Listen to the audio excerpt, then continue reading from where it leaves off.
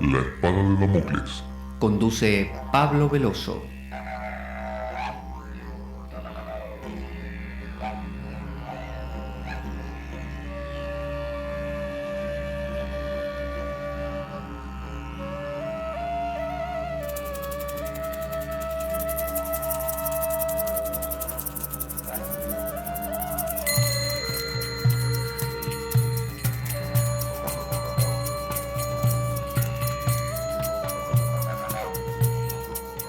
Tal como lo cortés no quita lo valiente, así lo hilarante no quita lo profundo. Y dado que la vida es un juego, aquí comienza La Espada de Damocles. La ficción más real que puedas concebir. La Espada de Damocles es un programa que por mera falta de objetividad cree ser diferente. Personajes mitológicos salidos de los más profundos avernos. Leyendas escabrosas y sin sentido. Curiosidades inquietantes e inútiles. Historias antiguas malversadas por nuestra incapacidad de entendimiento. Y cuentos carentes de profundo significado.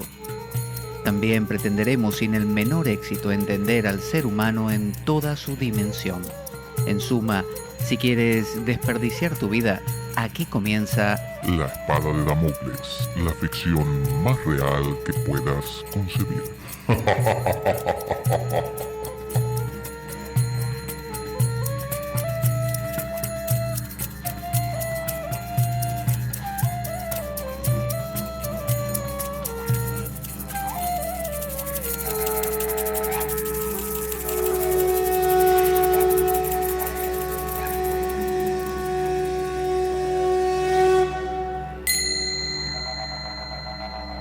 La espada de Damocles.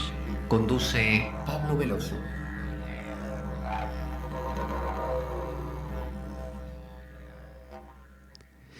Buenas para todos. Yo soy Pablo Veloso y esto es efectivamente La Espada de Damocles. Estamos otra vez aquí en nuestro programa, en La Espada de Damocles, para tratar ahora sí, luego de haber hecho todo el relato de mi reciente viaje a México, un viaje fenomenal, realmente de mucho crecimiento, que lo he relatado en cuatro entregas, por así decir, con mucho detalle. Y bueno, me complació mucho el poder hacer eso, poder relatar desde la primera persona, desde mis vivencias, de manera que quien pueda escuchar ese relato se conecte como si estuviera viendo ese mundo a través de mis ojos, ¿no? Como de prestado. Pero bueno, ya hemos completado ese relato. Hoy nos toca un programa, bueno, de aquellos que la espada de Damocles nos tiene acostumbrados. Es decir, aquellos programas donde analizamos algún escrito, donde nos ponemos ahí a escudriñar profundamente en algo. Y habíamos dicho que esa dinámica es la dinámica del reordenamiento vital en última instancia. Es tomar no solamente a un consultante, a una persona que nos plantea algo y ayudarle a dilucidar, ayudarle a abrir esos contenidos que presenta para que pueda descubrir cosas en ellos, sino que también podamos hacer este mismo proceso con un texto. Y en este caso traigo un salmo. Nada menos. En este caso es el Salmo 100. Fíjese que estaba esta mañana haciendo el laudes, ¿no? No lo hago todos los días, pero muchas veces me pongo por las mañanas, por las tardes, o en el momento en que, como dicen aquí, me pille mejor, y hago algunos de los momentos de oración cristiana, que son la liturgia de las horas. La liturgia de las horas está compuesta por unos 7 momentos en el día que comienzan por la mañana con el laudes, acaban por la tarde con las vísperas y finalmente antes de irse a dormir lo que se llama completas. Y en el medio hay 3 horas canónicas más que son tercia, sexta y nona, y una más que se llama oficio de lectura. Todo eso conforma unos 7 momentos del día que si uno los hiciera diariamente, cortaría el día 7 veces. Lo que pasa que a veces uno reconozco que es por mera pereza, porque no es excusa lo de estar trabajando o de ir a trabajar, porque ahora vienen aplicaciones de móvil y se pueden mirar en el móvil mientras uno va, no sé, en el autobús. Pero bueno, quiero decir, no lo hago de manera diaria, cotidiana y así férrea, estoicamente.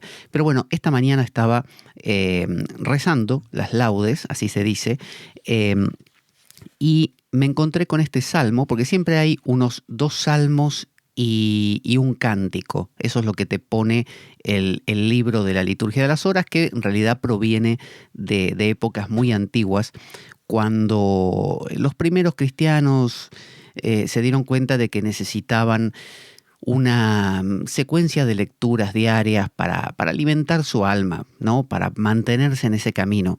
Entonces tomaron de prestado, obviamente, lo que los judíos hacían, que era recitar salmos. Los judíos tienen su Torá, y dentro de la Torá hay todo un cuerpo de escrituras sapienciales, proféticas, poéticas, ¿no? Históricas. Y bueno, una de esas es los salmos.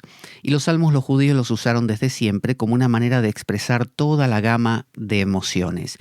Y tenemos una resistencia, normalmente aquí en Occidente, ante todo lo que nos suene a subyugación. Y cuando pensamos en la Biblia y en el Corán, nos da esa sensación de que si yo llego a rezar ese tipo de cosas, o a leerlas por lo menos concienzudamente o de manera convencida, estoy aceptando que me pongan un pie sobre la cabeza, que hay un Dios, un Señor ultrapoderoso, un papá autoritario emperador que me está dominando, y yo me estoy convirtiendo en un mero vasallo insignificante, un gusano, como dice otro salmo, un gusano y no un hombre. Pero en realidad uno puede hacer, como siempre sucede, una lectura diferente, una lectura ya no en un sentido literal. El propio Catecismo de la Iglesia Católica cuenta que existen 3 aproximaciones posibles cada vez que uno lee una escritura. Una de ellas es la literal, que es la que usa casi todo el mundo.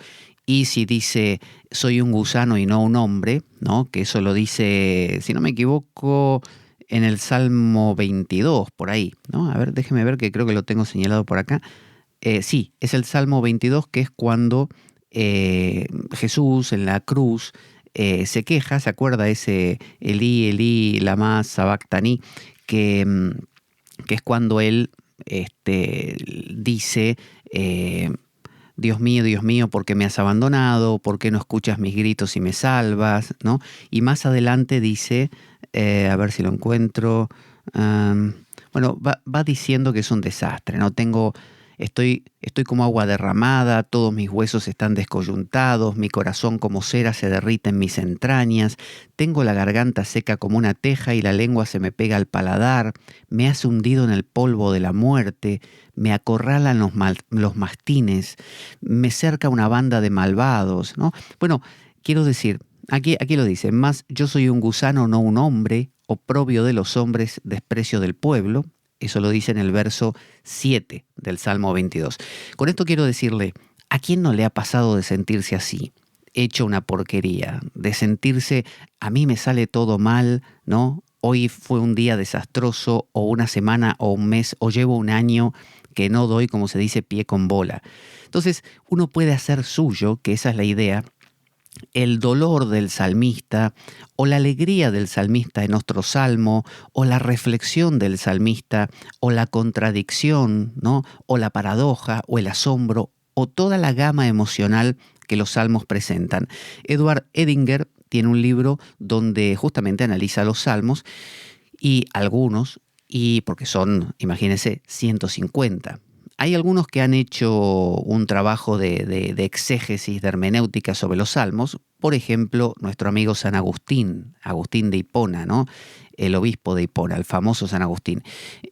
Bueno, él tiene una serie de libros que se llaman Enarraciones de los Salmos. Entonces, él trabaja cada uno de los salmos, todos, del primero al último, y te lo analiza verso por verso. Y la verdad, uno diría, bueno, San Agustín, ¿qué va a contar de los salmos? Nos va a hablar de que hay que ser buenos y nada más. No, el tipo yo le digo, leo a San Agustín en las narraciones de los Salmos y a mí me hace acordar a Hoyo. A Hoyo. La manera que tiene de diseccionar y la manera que tiene de relacionarse con el lector, para mí es muy similar a cómo lo hace Hoyo, el maestro este hindú, tan controversial con sus textos. Muy, muy parecido, porque lo trae a un plano cotidiano, desgrana mucho cada uno de los versos, se fijan en palabras que son importantes, y yo creo que ese es el proceso que uno puede hacer cuando se acerca a una escritura. No tomarla literalmente, porque tomártela literalmente es como perderte el 90%, ¿no? Es quedarte con la cáscara, ¿no? Y podés llegar a matarte contra el otro que piensa diferente porque te quedaste con algo que no vale, en realidad, es superficial.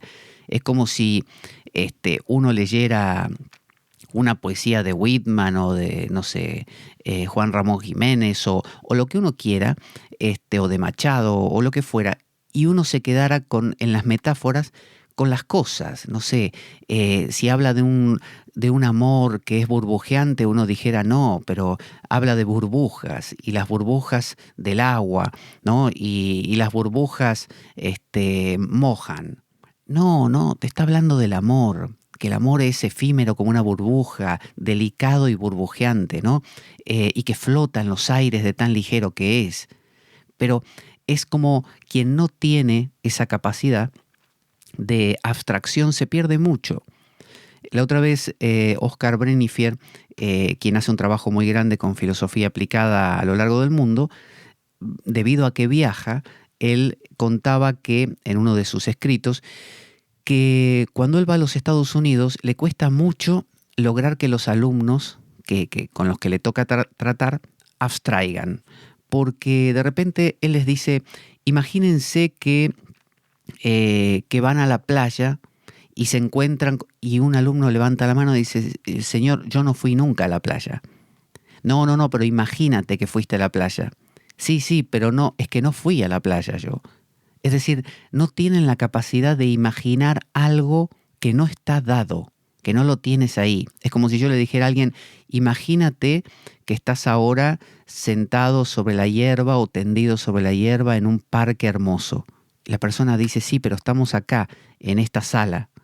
Sí, sí, pero imagínate que... Sí, pero lo que pasa es que no estamos ahí, estamos acá. Es decir, imagínense qué triste es, o dése cuenta qué triste es nuestro mundo, que es un mundo de gente que vive así, que es incapaz de abstraer. Abstraer significa salirse de, ¿no? Una abstracción, es como extraer. Yo saco algo de dentro de otra cosa. Bueno, hay gente que no se puede sacar de esa cosa. Está metida y no sale. No tiene capacidad de abstracción. Entonces lee un salmo, como el que vamos a trabajar hoy, que es el número 100. Le cuento que los salmos tienen doble numeración. Lo va a encontrar en muchas Biblias y textos con dos números. Uno entre paréntesis y otro el normal. O normal, bueno, quiero decir, son dos. Uno es la numeración hebraica o hebrea y la otra es la numeración cristiana. Este salmo es el Salmo 100 o lo va a encontrar como 101. Depende de la Biblia que tenga, la versión que utilicen. Por eso simplemente fíjese en que el primer verso va a decir, voy a cantar al amor y a la justicia, ¿no? Ese cantar, donde usted lo encuentre, ese es el salmo. Porque, por ejemplo, el salmo posterior va a decir, Señor, acoge mi oración, y el salmo anterior va a decir, aclamada al Señor. Entonces, ¿cómo sabe usted cuál es el salmo que estamos tratando? Porque habla de cantar. Ese es el salmo que vamos a trabajar hoy, el salmo número 100. Entonces, lo que le quiero decir es que no hace falta que usted sea cristiano, no hace falta que usted sea creyente ni nada. Le estoy hablando de una poesía que le toca el corazón y que habla de cosas que a todos nos pasan. Entonces, la invito a conectarse en este caso, con este Salmo número 100 y a ver qué tiene para contarnos. Bueno, el primer verso dice así, voy a cantar al amor y a la justicia. En tu honor, Señor, quiero tocar. Es decir, este salmo se lo dirige, es un salmo de David, lo anuncia ahí al principio del salmo, salmo de David. Le habla al Señor. ¿Quién es el Señor? ¿El Señor es Dios que está en el cielo con barba blanca? Esa es la visión literal. No. ¿quién es el Señor? Bueno, el Señor es aquello que algunos llaman el ser, el silencio, el vacío, el nirvana, ¿no? Aquello que uno descubre en la contemplación. Eso es el Señor. Entonces, acá David, un tipo, usted, yo, cualquier persona, le está hablando a su ser interior, ¿no? Y no se lo digo en un sentido New Age, en un sentido de, ay, mi ser interno, mi guía interior, ¿no? En el sentido New Age sería el sentido de querer aprovecharme de eso. No, estoy hablando de algo intocable, el silencio, el nahual que hablaba Castaneda, ¿no? El nahual. ¿Se puede agarrar el nahual? No. ¿Se puede comprar el nahual? No, no te lo podés comprar. ¿Podés rezar más Padre Nuestros y lo tenés en la palma de la... No, tampoco. Si vas mucho a misa, si haces mucha meditación en tu casa, meditación zen, podés tener... No, no depende de eso. Eso es por sí mismo. Es algo que es nada más, ¿no? Entonces siempre es hoy, es mañana, fue siempre y lo va a seguir siendo. Entonces hay dos realidades, el nahual o ese ser o este señor, como le llama David, y porque acuérdense que señor es una traducción nuestra, ¿no? A nuestros lenguajes, pero en hebreo señor tiene un montón de nombres, quizá Adonai, quizá Yahvé, Sabaoth, tiene un montón de referencias que son títulos y que no necesariamente suenan a lo que a nosotros nos suena como el Señor, ¿no? El gran Señor medieval, ¿no? No es eso. Entonces, David es usted, soy yo, que estamos perplejos ante cómo poder conectarnos con aquella realidad más profunda llamada el silencio, el vacío, el Señor, si usted quiere, ¿no? Entonces, somos nosotros el tonal, la isla del tonal de la que hablaba Castaneda. Y aquello otro es el silencio, es el nahual. Entonces, dice David, voy a cantar al amor y a la justicia. Voy a cantar, no dice voy a hablar, voy a pensar, voy a cantar. Porque cuando uno canta, realmente se suelta. Cantar no quiere decir cantar a grito pelado, quiere decir quizá escribir una poesía, ¿no? Es cantar, es pintar un cuadro, componer una canción o cantar una canción, es bailar, es soltarse. Está hablando de que él anuncia, no lo está haciendo todavía, dice, voy a cantar una canción, voy a soltarme. Esto que voy a hacer tiene que ver, me he dado cuenta que el nahual no se puede alcanzar, no lo puedo envolver en una bolsa y metérmelo en el bolsillo, como decía Meister Eckhart, ¿no? Este místico alemán de la escuela del Ring, de Renana. Él decía, no se puede agarrar la cabeza de Dios, envolverla en un trapo y meterla debajo del banquito, ¿no? En el que está sentado, como diciendo me la apropio. No se puede. Entonces lo único que uno puede hacer es cantar. Por eso los salmos son cantados. Y el Bhagavad Gita es un canto. Y los hindúes tienen el Ashtavakra Gita, el Bhagavad Gita, el Uddhava Gita, es decir, un montón de cantos, ¿no? Que se recitan de manera canturreada. Y eso pasa en muchas religiones, se canta, porque justamente en esa actitud uno se suelta. Entonces imagínense que vamos a bailar, vamos a cantar. Esto lo vamos a abordar como si estuviéramos jugando, como un niño. Está hablando David como diciendo, no te preocupes, le dice a su nahual, a su silencio, que no voy a ponerme serio, porque sé que te pierdo. Voy a bailar contigo. Cuando uno baila con una mujer, o si es mujer con un hombre, o entre hombres o mujeres, como usted quiera, siempre uno tiene que jugar con el otro, ¿no? Usted ve que el otro avanza, usted retrocede. Después usted empieza a avanzar y se fija a ver si el otro realmente entendió y empieza a retroceder. Y así se empiezan a mover en conjunto. Entonces él le dice, voy a cantar al amor y a la justicia. No dice voy a discurrir, voy a emitir una disertación súper académica acerca de lo que es, ¿no? El amor y la justicia. Y fíjese que dice el amor y la justicia. Porque uno diría, bueno, vamos a hablar del amor porque estamos bailando.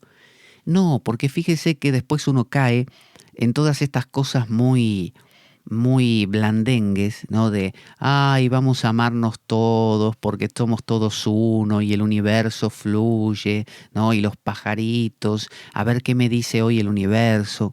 Y uno cae en una actitud muy hippie sesentosa, ¿no? O sesentera, como dirían otros.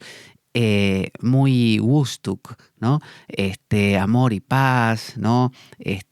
Todo flower power. Pero no, dice el amor y la justicia. ¿Qué es la justicia? El concepto de justicia, fíjese que en el árbol de la vida de la Cábala judía hay dos pilares famosos, Jaquín y Boaz se llamaban, porque eran los dos pilares que tenía el templo que había construido Salomón. Salomón era hijo de David. Jaquín y Boaz. Uno es el de la misericordia y otro es el del rigor, ¿no? Es decir, los judíos en su cosmología, en su explicación del cosmos, del mundo, del universo, decían que existían dos polos. El polo de el amor, la suavidad, la dulzura y la fluidez, pero también un polo del orden. Y el orden a veces se te antoja doloroso, porque cuando uno dice, no sé, tengo huesos, los huesos te limitan y duele. Porque si querés, no sé, meter la mano por un agujero que es muy pequeño, te duele, ¿no? ¿Por qué? Por los huesos. Pero gracias a esos huesos te podés mover, porque si no tuvieras, o agarrar cosas con la mano, porque si no tuvieras huesos, tu mano sería un chicle y no podrías hacer nada y ni hablar de caminar, no podrías caminar. Serías un gusano. Entonces, tiene que haber en la vida un orden. Es lo que los chinos llaman un Tao, ¿no? Un Tao, un fluir de las cosas, un camino, una manera de ser de las cosas. Y los hindúes llaman el Dharma. Las cosas tienen un Dharma, tienen un fluir, tienen una manera de ser. Ese fluir tiene, por así decir, ciertos patrones, ciertas reglas, ciertas normas. Eso es la justicia. Lo que pasa es que esas normas puede que no te gusten. Por ejemplo, que la vida tenga vida, pero también muerte. Que todo lo que suba después baje, o que las cosas crezcan y que las cosas se complejicen, ¿no? Y uno dice, no me gusta, a mí me gustaría que todo fuera de tal otra manera. O sea, uno quiere otra justicia, la que le conviene a uno. Uno quiere otro Dharma, otro Tao. Los antiguos se dieron cuenta que era más sabio escuchar, ¿no? Aprender del Tao que existe o del Dharma y no ir en contra. Por eso Krishna en el Bhagavad Gita le explica a Arjuna que lo más sabio es que acate el Dharma, que siga al Dharma. Porque Arjuna se quería ir a vivir a la montaña como un mendicante, en el sentido de, bueno, quiero ir ahí y disfrutar de mi vida, no quiero conflicto, básicamente, ¿no? Como no me gusta lo que me toca, me voy, me hago hippie, me voy a la montaña y vivo de limosnas. No, le decía Krishna, tienes que entrar en el Dharma, tienes que aceptar tu Dharma, tu Swadharma. Entonces, eso es la justicia. Entonces, David dice, voy a cantar, o sea, con esta relajación, al amor y a la justicia, a las dos cosas, ¿no? Porque acuérdese, el que solo tiene justicia vive en un mundo de, no, esto es lo que hay que hacer y esto no, este es mi Dharma, lo tengo que cumplir, pero no hay relajación, no hay baile. Pero si usted solo tiene baile, solo tiene danza, solo tiene alegría, solo tiene amor, bueno, no va a entender de qué va la vida y va a estar como intentando vivir adormecido en un mundo paralelo donde todo sea fiesta cada día. Dice, en tu honor, Señor, quiero tocar. Es decir, le dice, en tu honor quiero tocar, me gustaría, ¿no? Porque a veces uno, acuérdese, cuando trata de dirigirse o de conectarse o de dirigir la mirada hacia lo más profundo, uno acaba a veces hablando de cualquier cosa, pensando en cualquier cosa, y uno, no sé, cantó una canción, un mantra, y en realidad se lo cantó a su propio ego, ¿no? No se lo cantó, cantaba de repente Jaya Shiva Shambho, que está hablando de Shiva, del bendito estado interior, y quizá uno está pensando en lo que va a hacer dentro de un rato. Entonces dice, en tu honor, Señor, quiero tocar. O sea, me gustaría que todo lo que haga a partir de ahora se conecte contigo y no con cualquier otra cosa. Ojalá así sea, ¿no? Está declarando su intención. Con esto habla de su falibilidad. Habla de que usted y yo, cada vez que nos sentamos a meditar, o como yo esta mañana rezando la liturgia de las horas, o cuando usted se pone a pensar acerca de, no sé, su ser amado, quizá yerra el tiro, ¿no? Y termina pensando en cualquier cosa o priorizándose a usted, ¿no? Divagando. En el verso 2 dice, seguiré el camino recto. ¿Cuándo vendrás a mí? Fíjese la actitud de David. Enseguida David ya se pone en demandante, que esto es muy común. Seguiré el camino recto, le anuncia a Dios, como si uno tuviera esa capacidad. Voy a seguir el camino recto. Sí, sí, yo tengo el control entero de mi vida. Sé lo que pienso, entiendo mis profundidades, sé lo que siento por completo, el 100% de mis emociones las conozco. Voy a seguir el camino recto. Es como cuando uno le promete amor eterno a alguien, le promete cumplir cierta cosa. ¿Qué sabe uno? Si uno se acaba traicionando siempre, uno hace una dieta y se traiciona comiendo lo que no debe en la mitad, uno se propone no fumar y fuma, uno se propone no enfadarse y se enfada. El mismo David, si conocemos la historia, sabemos que se enamoró de una mujer, pero no de su esposa, de una mujer de otro, ¿no? Había un general suyo que tenía una esposa que se llamaba Betsabé y aparentemente estaba muy interesante esa esposa. Y el tipo, ya hice un programa sobre esto hace mucho, el tipo la vio bañándose, desnuda, digamos, a lo lejos y dijo a sus sirvientes, tráiganmela, quiero esa mujer. Y le explicaron, no, esta es la mujer de su general.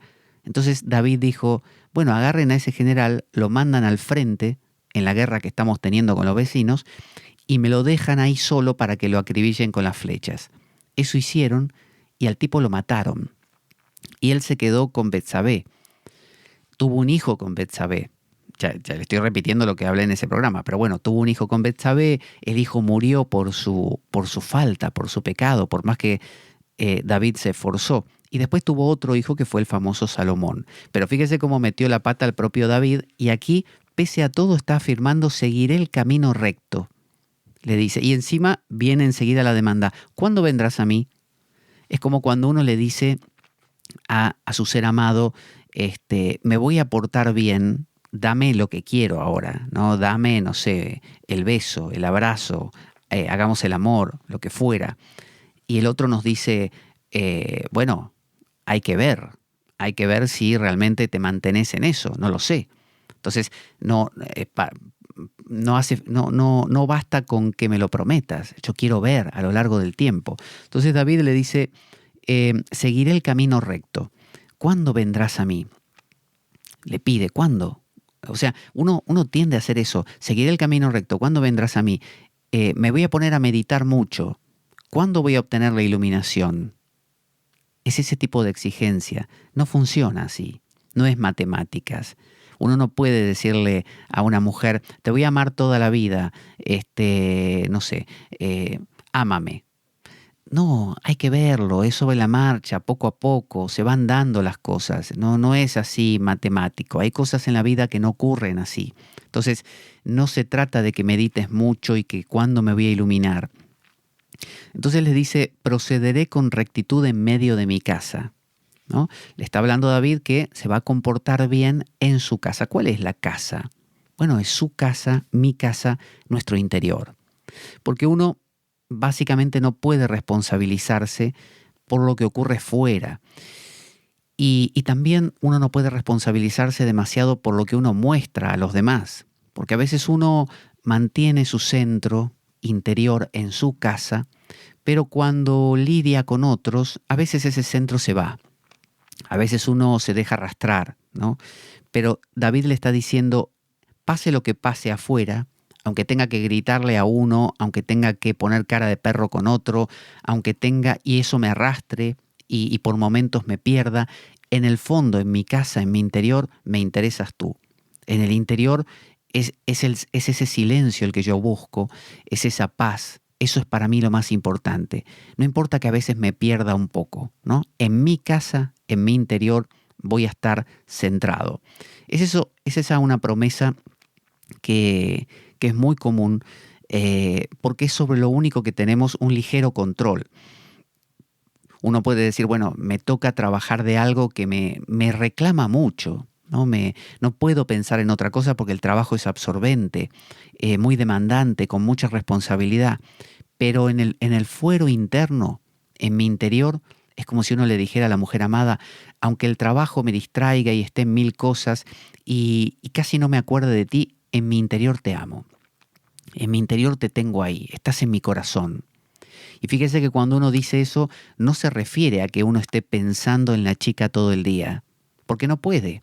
Porque uno está pensando en los números de su oficina, en el trabajo que tiene que presentar dentro de un rato, en el problema que surgió y que hay que solucionar. Pero de alguna manera como decía San Juan de la Cruz, no saber sabiendo, ¿no? Toda ciencia trascendiendo, ¿se acuerda ese poema? Es una especie de eso, es una atención sin esfuerzo, es lo contrario a la concentración. David le está diciendo, en mi casa, en mi interior, en esa atención que no requiere esfuerzo, ahí estás, ahí te tengo, ¿no? No en mi concentración. Yo me puedo concentrar en mil cosas porque me lo reclama el momento, pero en mi interior eso no se pierde. Hago un paréntesis para contarle que nuestro programa, La Espada de Damocles, carece de sustento económico externo.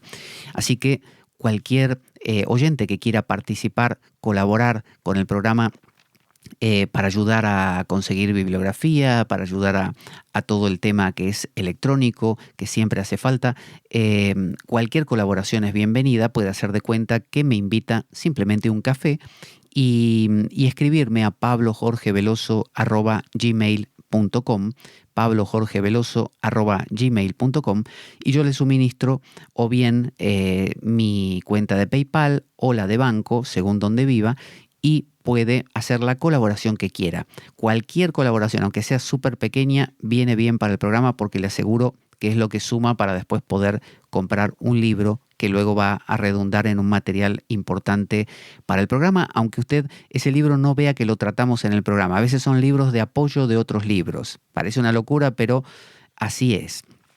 Bueno, volvemos a nuestro salmo. Voy a beber un poco de agua.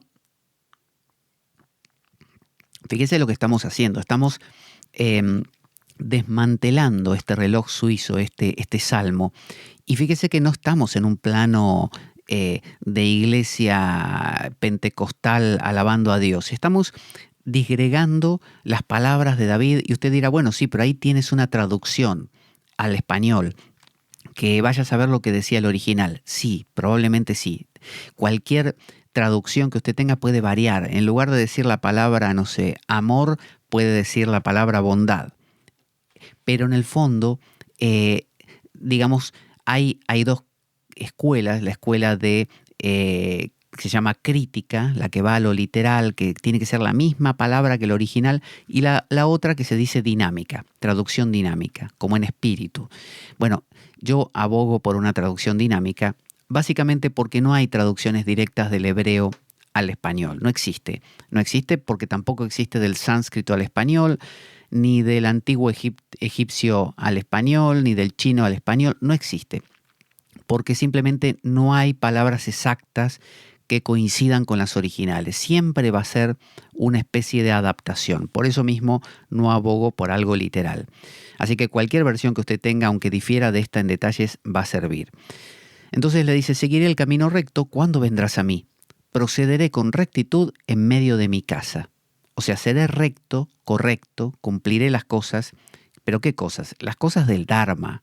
No es que cumpliré el manual del buen cristiano o que cumpliré lo que dice el sacerdote de mi iglesia. No, cumpliré el Dharma. Es como Arjuna diciendo, voy a pelear en esta batalla del Kurukshetra. Es decir, voy a cumplir aquello que sé que es lo correcto. ¿Qué es lo correcto?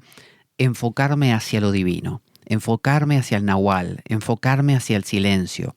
Ese es el dharma de todo ser humano, ¿no? Regresar al origen, lo que los antiguos hindúes llamaban nivriti.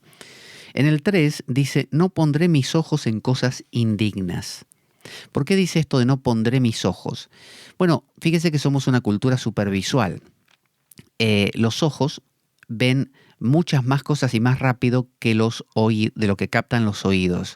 Usted puede captar algunos sonidos, pero las imágenes son más aceleradas y muestran más cosas en menos tiempo. Usted escucha un sonido y el sonido, quizás el sonido de un cristal roto, quizás el sonido de una canción, pero usted ve un símbolo como una cruz, por ejemplo, o como el Om, y se le disparan, pero 800 millones de pensamientos, ¿no? Porque ese símbolo connota 1000 cosas. Entonces, cuando uno mira aquello que va en contra del Dharma, ¿y qué es aquello que va en contra del Dharma? Bueno, los hindúes dividían a los seres humanos en asúricos y dáivicos. Los dáivicos son simplemente aquellos que toman en cuenta a este silencio, a este nahual, a este Brahman, ¿no?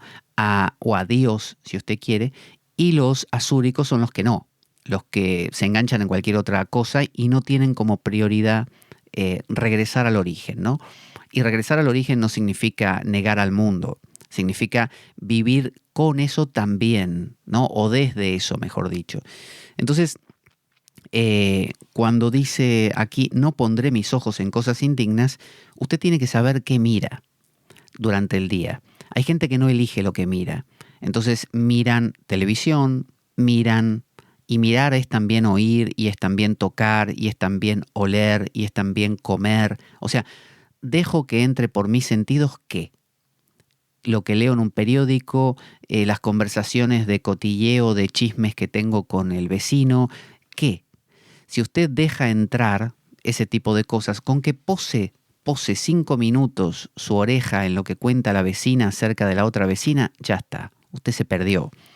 Shankara, un pensador hindú, decía que cuando usted una pelotita de goma, la deja caer un escalón de una escalera, imagínense una escalera, la pelotita viene rodando y cae el primer escalón. ¿Se detiene ahí? No. La pelotita cae en el segundo, tercero, cuarto y cuando quiere acordar está abajo. O sea, hasta abajo no para. Entonces a veces basta que usted le dé el primer escalón de permiso a sus ojos y ya está. Es como una catarata como un efecto dominó.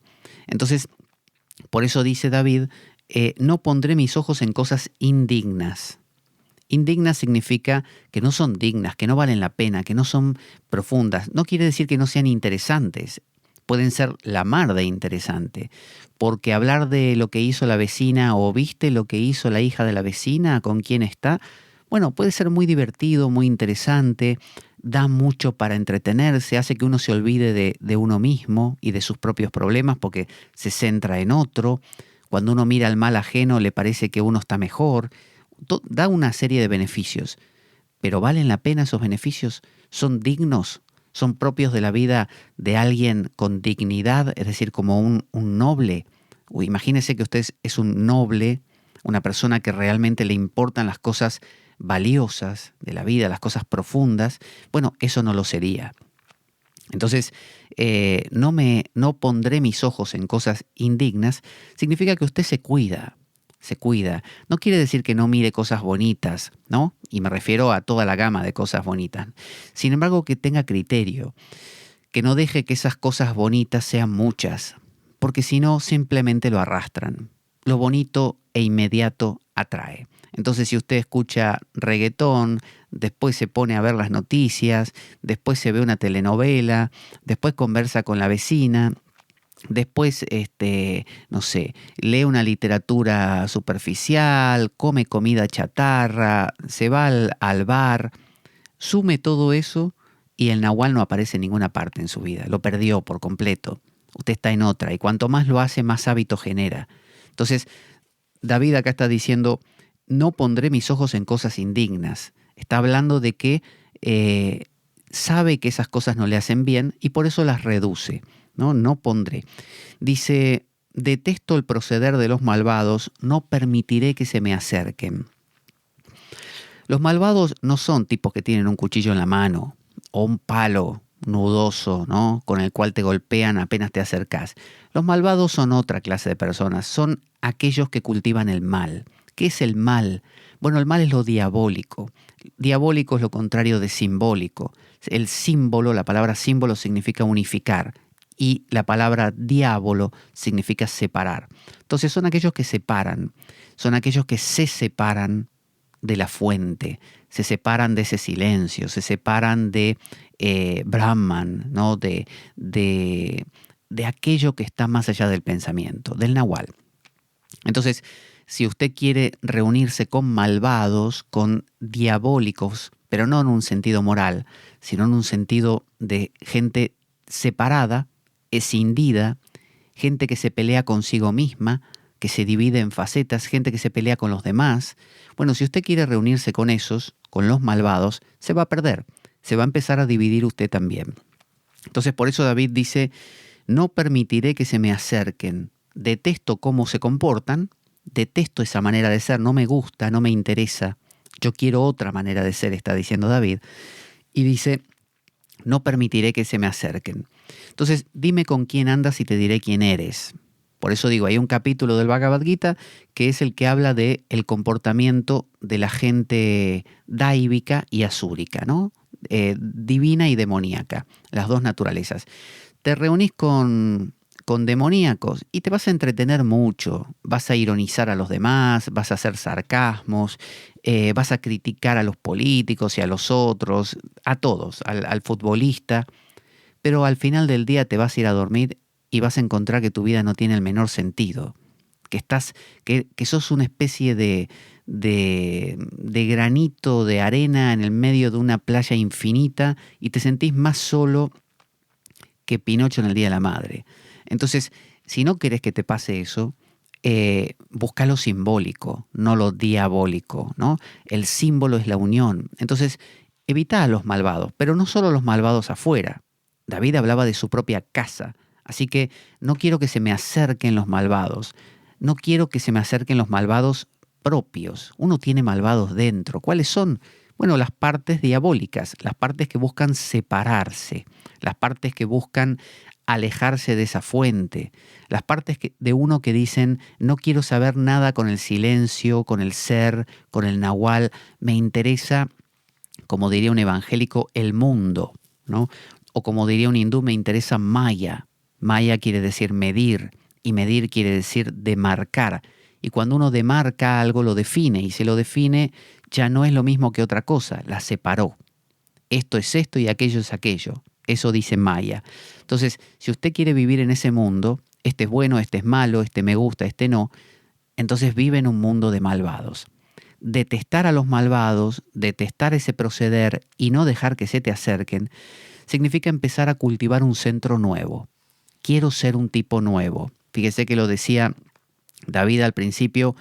Señor, decía, en tu honor quiero tocar esta canción. Quiero, me gustaría, ¿no?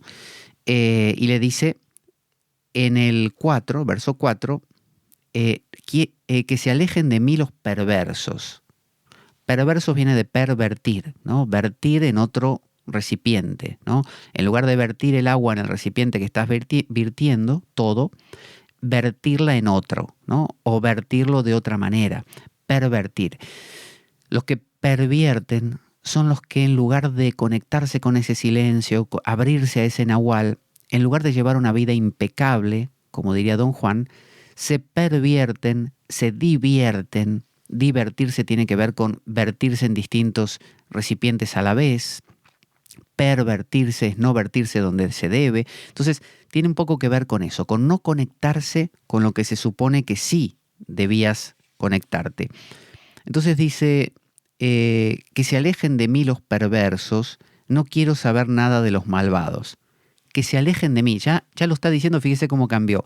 Es como un pedido, por favor, que se alejen de mí los perversos.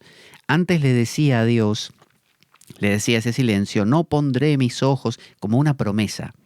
Pero como David sabe, y usted y yo también, que no tenemos tanto control, que ante la primera de cambio podemos caer, y eso se lo dice uno tanto a Dios como a uno mismo, a esa profundidad de uno, como diciendo, voy a, tipo resolución, voy a dejar de enfadarme.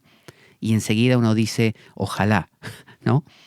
Y algunos dicen que el ojalá en español viene del inshallah. Inshallah significa si Allah quiere. Por eso los musulmanes dicen, ante cualquier cosa que hagan, por ejemplo, mañana voy a a la playa, inshallah, si Dios quiere, porque puede llover, por ejemplo, o me puedo lastimar. Y cuando fueron a la playa y un amigo les pregunta, ¿fuiste a la playa? Sí, mashallah. Mashallah es Dios quiso, Allah quiso. Está muy bueno eso, porque tiene que ver con una especie de reconocimiento de que para hacer algo, ¿no?, depende de Dios, y luego, si me preguntan, Dios quiso, porque podría no haber querido. Entonces, enseguida dice, no quiero saber nada de los malvados. No quiero saber nada. O sea, no quiero ni enterarme, porque el saber, fíjese lo que dice también, cuando uno no hace algo, pero se entera, te cuentan cómo fue la fiesta tal a la que no fuiste, o te cuentan, porque uno lo ve en la tele, cómo es vivir de esa forma que uno dice no es la mejor para mí. Aunque te lo cuenten, ya de alguna manera, dime con quién andas y te diré quién eres, uno se mete en eso. Así te cuenten, a que no sabes lo que hizo fulano el otro día, no sabes, bebió de una manera, fue a la fiesta tal, se enganchó con la chica tal y se fueron a no sé dónde. Vos no estuviste, no fuiste, porque sabías que eso no te iba a hacer bien. Sin embargo, cuando te lo cuentan, casi como que de prestado lo estás viviendo. Entonces por eso dice él, no quiero saber nada de los malvados, no me lo cuentes, porque acuérdese que el chisme, el chismorrear, ¿no?, el cotillear, te mete en el tema también. O sea, todo lo que te entre por los sentidos ¿cómo se dice? Te tinta, te colorea, te colorea. Dice en el 5, haré callar al que difama en secreto a su prójimo. Porque aquí David está reconociendo una dimensión más profunda. Haré callar al que difama en secreto a su prójimo. O sea, David reconoce que aunque él diga que no quiere estar con los malvados, aunque él no va a estar con los malvados, aunque él se quede en secreto, puede hacerlo. O sea, en su fuero interno puede que él sí esté queriendo ir a esa fiesta. O puede que él esté como teniendo segundas intenciones, ¿no? Uno dice, sí, yo soy buenísimo, fíjate cómo medito y que siempre sonriendo, trato bien a todo el mundo, pero en el fondo, ¿qué pasa? En esa parte que solo vos conocés, o inclusive ni siquiera tú conoces. Quizá en lo profundo hay más. Entonces por eso David dice en este verso, haré callar al que difama en secreto a su prójimo, pues no soporto ojos altivos ni corazones engreídos. Está diciendo, sé que en mi interior, aunque yo diga que haga una resolución y hasta pida ayuda a ese silencio, a que me ayude a conectarme, ¿no? Porque uno, cuando se mete con estas cosas, empieza a descubrir que el mundo de las formas de Platón o los arquetipos del inconsciente colectivo de Jung son más grandes que uno, ¿no? Uno empieza a darse cuenta de su propia impotencia, básicamente. Por eso las religiones como el Islam y el cristianismo y el judaísmo hablan siempre de una sumisión, que en eso se basa la palabra Islam, sumisión a Dios. Es decir, me he dado cuenta que la mayoría de las cosas que quiero hacer no me salen, ¿no?, que dependen de otras cosas que no soy yo. Entonces me doy cuenta que soy impotente, que quiero hacer algo y si sale, vaya a saber por qué. O sea, si decido no enfadarme y llevo una semana sin enfadarme y me preguntan cómo lo haces, es que no lo sé. Yo sé que me hice la resolución, pero cómo ocurrió no tengo ni idea. Ahí es cuando uno dice, hay más. Hay más cosas entre el cielo y la tierra de los que tu intelecto haya soñado jamás, ¿no? There are more things between heaven and earth than what your eyes can behold, de lo que pueden contemplar tus ojos. Le decía Hamlet a Horacio en esta obra de Shakespeare. Entonces, se trata de eso. Uno descubre que hay más. Por eso uno dice, o David dice que es lo mismo, que se alejen de mí los perversos, haré callar, en el verso 5, al que difama en secreto a su prójimo. Entonces, David está queriendo ir hasta lo profundo de él mismo y decir, aún en mi fuero interno tampoco lo voy a hacer.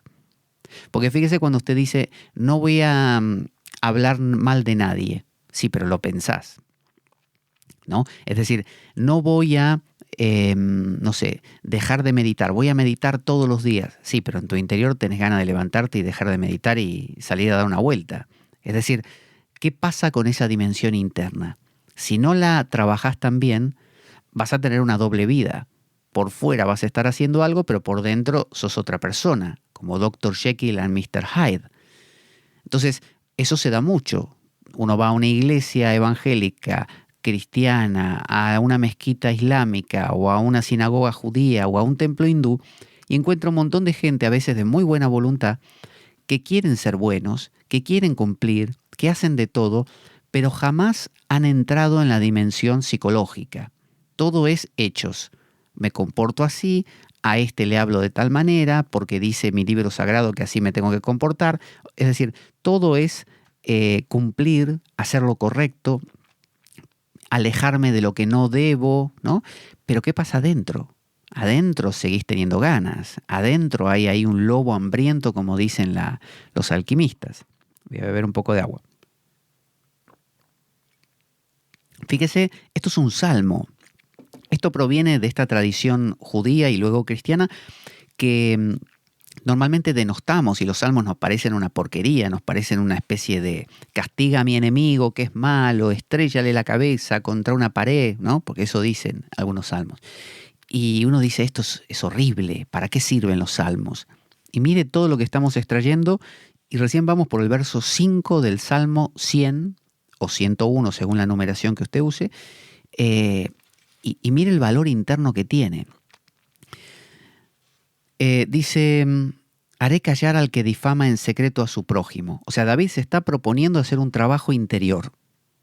¿Se acuerda eso de esotérico y exotérico? Exo es afuera, ¿no? Como de exterior, ¿no? Y esotérico tiene que ver con adentro, ¿no? Entonces, David quiere hacer un trabajo esotérico. Quiere hacer un trabajo, como diríamos, de iniciación. Quiere ir hacia adentro. No le basta con el comportamiento protocolar de cumplir con las cosas. No le basta con sentarse a meditar. El tipo se da cuenta de que algo pasa a otro nivel. Dice, pues no soporto ojos altivos ni corazones engreídos. Entonces él se da cuenta que detrás de a veces comportamientos buenos, entre comillas, hay ojos altivos. ¿Qué es un ojo altivo? Es como esa gente que levanta la nariz aristocráticamente porque se cree superior y te mira con ojos como diciendo, yo sí cumplo, ¿y tú? Esos son ojos altivos. Y corazones engreídos son esas personas que, o nosotros, porque ¿por qué no incluirnos?, que por hacer alguna práctica o que nos fue bien en algo y más o menos, como se dice, la piloteamos, es decir, más o menos la llevamos la cosa, nos parece que somos, ya está, un ángel más o menos. Entonces somos engreídos y hablamos con otros como diciéndole... Mirá, ¿sabes qué, pibe? Yo sé que vos sos nuevo en esto, pero yo la tengo súper clara. Yo soy cristiano viejo. Yo cumplo todo, todo. Me decís cualquier detalle de la Biblia y yo lo cumplo. No hay nada que se me escape, ¿eh? Los mandamientos te los puedo recitar de atrás para adelante si querés. Bueno, hay gente que no es que diga eso así tan directo y tan plano porque sería evidente, pero lo sienten. Entonces por eso David dice, ¿dónde estamos? Me cambié de salmo. Aquí. Pues no soporto ojos altivos ni corazones engreídos. No lo soporto no en otros, en mí. Lo está diciendo en él. Él no quiere ser así. Entonces dice en el verso 6, me fijaré en los leales del país para que vivan conmigo. El que se comporta con rectitud será mi servidor. Ahora habla de que hay algunas partes dentro nuestro que son leales. Es decir, algunas partes dentro nuestro colaboran con este propósito. Él descubrió que tiene un propósito, ¿no? ¿Cuál es el propósito? Él lo dice al principio. Habla del amor y la justicia y en tu honor, Señor, quiero tocar. O sea, yo quiero bailar para ti. Es decir, yo quiero bailar para el Nahual, quiero bailar para el Brahman, quiero bailar para el Ser, quiero bailar para lo más profundo. Eso me interesa. Entonces descubre que hay malvados. Hay partes oscuras, hay partes que aunque exteriormente te comportes de una manera, te pasan otras cosas adentro, ¿no? Habla de preservarse, de no poner los ojos en, en cosas que sabés que te van a arrastrar, o tener sentido común y decir, bueno, ya que las cosas están ahí, algunas son inevitables, voy a disminuirlas al mínimo de manera que no me arrastren, ¿no? Pero en el 6 dice, me fijaré en los leales del país. El país es usted o yo, es decir, hay leales, siempre hay leales, hay partes de uno que colaboran con esto, buenas tendencias, y uno puede echar mano de esas tendencias. Por ejemplo, alguien dice, bueno, a mí me gusta, no sé, ir al bar y a mí me gusta cotillar, pero también me gusta leer. Vale, ahí tenés un leal.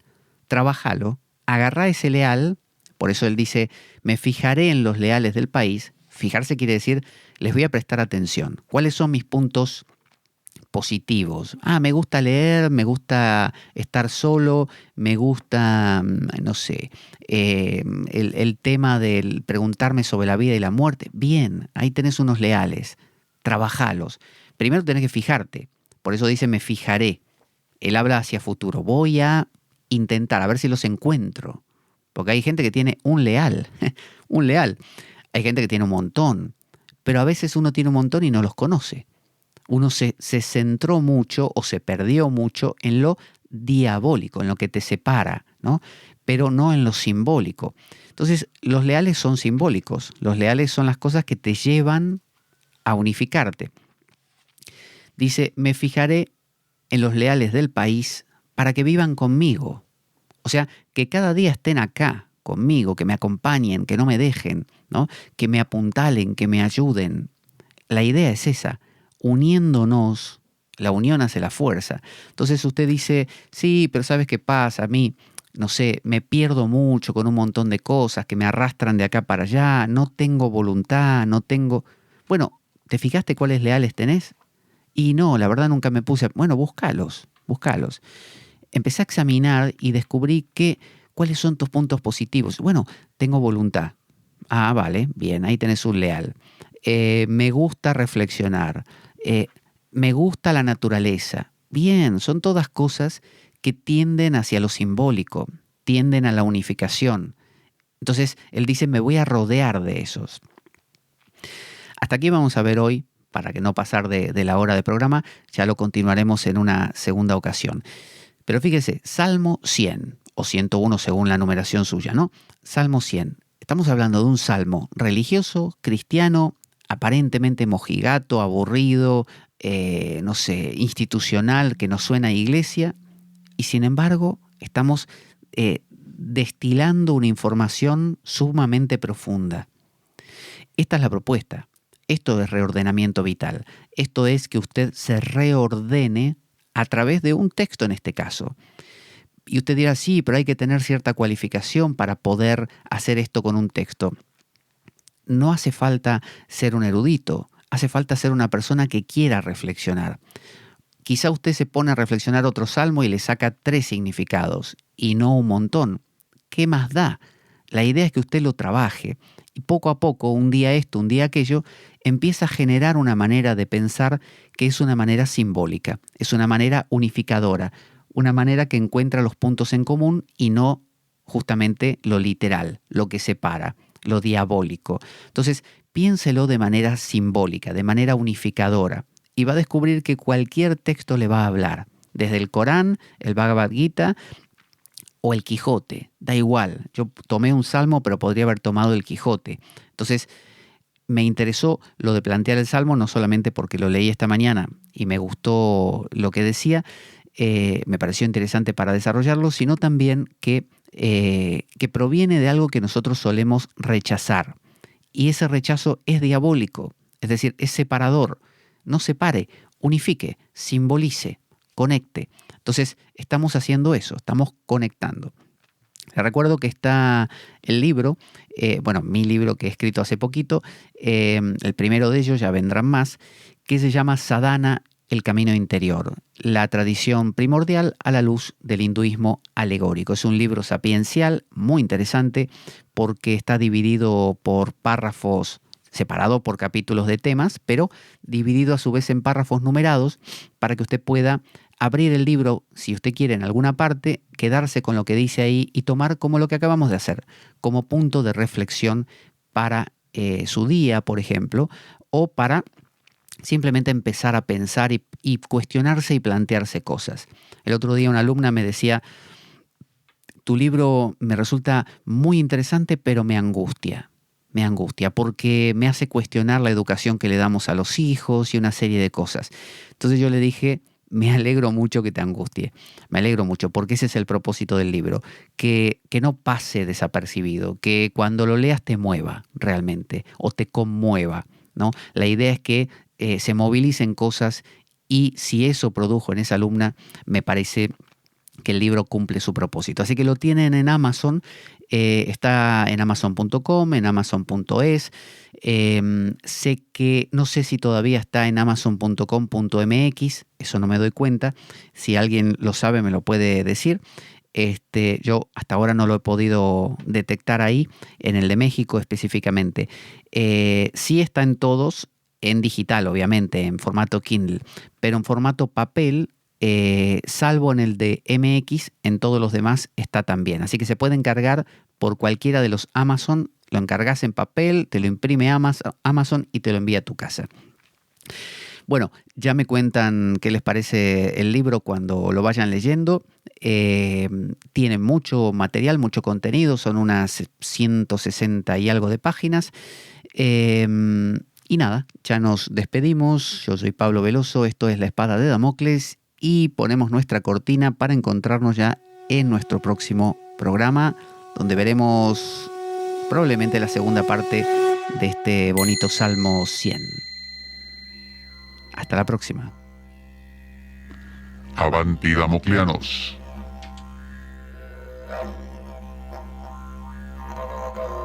La Espada de Damocles.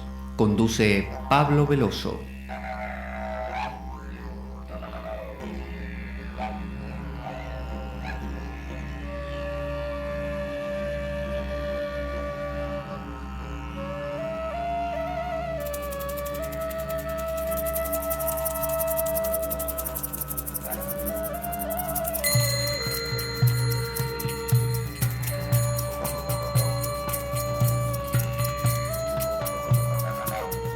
Y dado que la vida es un macabro juego concebido por una mente perversa, únete a nosotros en nuestro próximo programa, cuando escuches las siguientes palabras. La Espada de Damocles, la ficción más real que puedas concebir. Buena vida para todos, buena semana y... Avanti Damocleanos.